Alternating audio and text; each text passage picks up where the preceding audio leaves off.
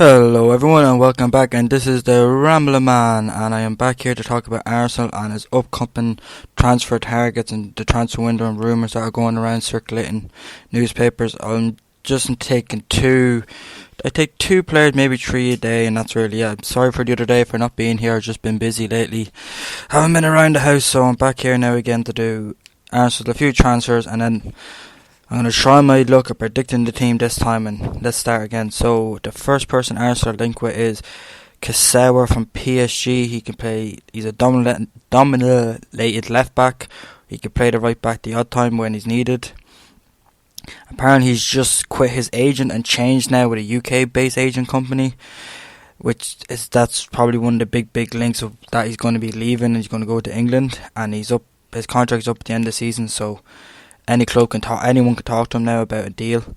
He's only made 13 appearances in all competition this year with PSG, and he has 5 of them as substitutes. He's clearly out of favour. He's been out of favour for the last 2 or 3 years. Even when Emery was there, he was kind of floating in and out of the club, and they knew they needed a better left back, so they got the left back from Bayern Munich, and he seems to be filling out the spot for him. So he's been there for many years. He started off in Monaco first, and then he moved to PSG in 2015 for 23 million. His value now is only 13.5, but if he's going for free, it's going to cost you absolutely nothing. So PSG are going to be losing money anyway. He has 13 trophies altogether, and that is with PSG. No other trophies with Monaco. He was just before, a few years short from that great team that they have all Mbappe, Fernando, Lamar, Falcao was in there just near the end of it.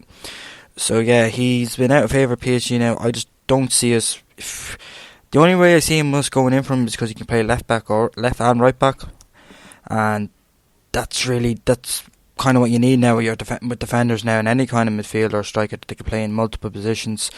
We're very low in depth in them positions at the moment, which would be not a bad decision to do it now if PSG came with a better price, or could let him go right now and just that'd be it. Then that'd be an okay sign. I think it'll just be filling another gap that we need. But what happens when Tierney comes back and Bellerin comes back? Like, what then? He's just going to be frozen out again. He's going to be not if we're going to. The rumours around now thinking that people want to sell Bellerin because he keeps getting injured, and looks like he's going to be the same player again. But you can't judge him on that. We have to wait, give him another year with a few games. But we spend a lot of time on injury-prone players for too long, I think, and I think that was one of our biggest problems, and I think we really need to sort that out now. I think a lot of loyalty in some players these days, but some people don't even need it. And next is a centre-back. For once, we were actually linked with a centre-back, Decanomo. I think I'm pronouncing that right. If I'm not pronouncing right, I do apologise. He's a centre-back. He's 28 years old. He's played for Getafe. He's 24 appearances in all competitions this season, and he wins 2 aerial duels per game. He has a 70.8% pass success rate for a centre back. That's pretty well. So at least you know that he's going to be good with his feet and he's not going to give away possession. And he was in 2 times in La Liga Team of the Season. So, and you have Ramos there, you have Randy, you have Piqué there. So there's a lot of players there that he's fighting for that centre back position for Team of the Year, like not fighting for, but like getting chosen for all over them. He's strong, he's powerful, he's quick, he's a good passer with the ball. He doesn't give a ball up much either. He's very good in the air. He was in the Belgian First Division, and then Getafe bought him for 2.2 million, and now apparently his estimated worth is 30 million. But I'd say it'd be worth way more than that, maybe in the 40s and 50s. He'd be a good signing for now. 28 years old. He's nearly at his prime, maybe 1 or 2 seasons left. Yet again, another kind of oldish centre back. I take him because he's only 28. We have David Luiz at 31. We have Socrates at 32. You have Holland who keeps getting injured. We have Ceballos who's 18. So he'd be good. He'd be just after them. They'd be all passing away, and then he'd be with all like Holden, Saliba, the Greek centre back we just sent out alone. I can't pronounce his name.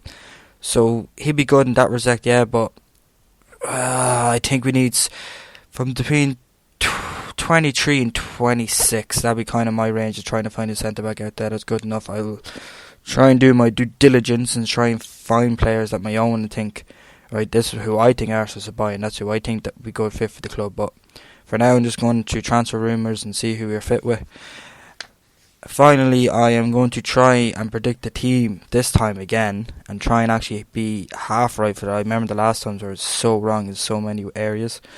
So I'll always get right as Leno, I hope, in goals. Kanashalash on the left. Socrates, David Luiz, centre backs, Maitland-Niles on the right. Torreira, if he is fit to play, because he came off against Crystal Palace, so I haven't seen anything saying that he's in or out yet. Then we obviously have Xhaka, who's been so improved. Him and David Luiz are such improved players since so is nearly the whole team, but they've been improved the most. Everyone can see it the most. Pepe obviously on the right side, cutting in on his left.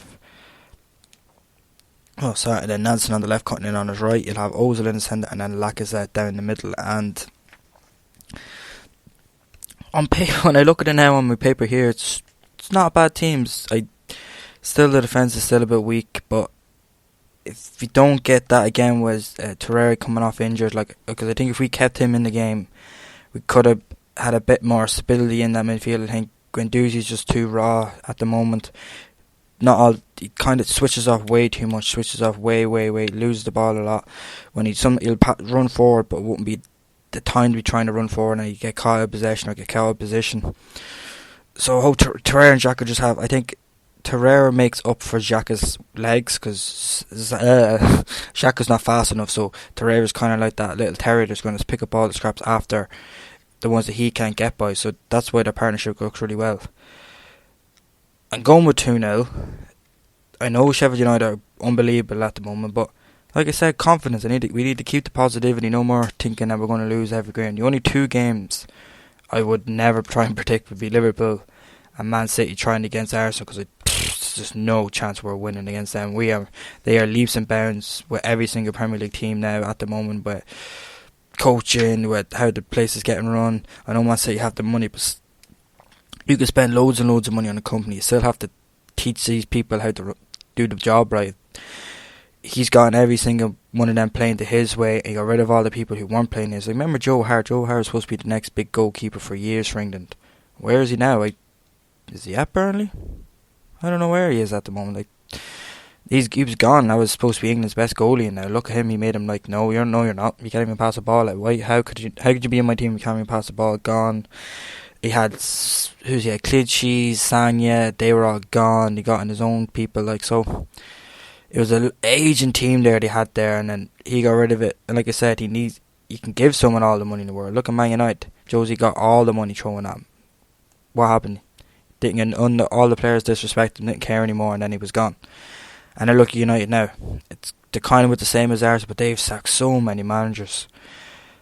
I don't think Solskjaer will be the man for them. I think at the end of the season, if he doesn't get Champions League, he'll get the sack. And I think Pochettino or Simeone, they'll be the two likely people to get into the club. I think they go with Pochettino first, because Simeone's style of football, United fans probably won't like it, so they probably won't buy into his philosophy. But Pochettino, they've wanted him since Southampton days, so that's my prediction for the end of the season, is that Solskjaer, if he doesn't get Champions League football, will be sacked, and Pochettino will be coming in right away. That's me now for the football for today. I know this is a short one, but just a little dibble-dabble today. There's not much really talk about. There's no news on Arsenal. The game's tomorrow, so I'll probably do a preview after the game and how players were. I'll probably try and do a player rating if the game's on live.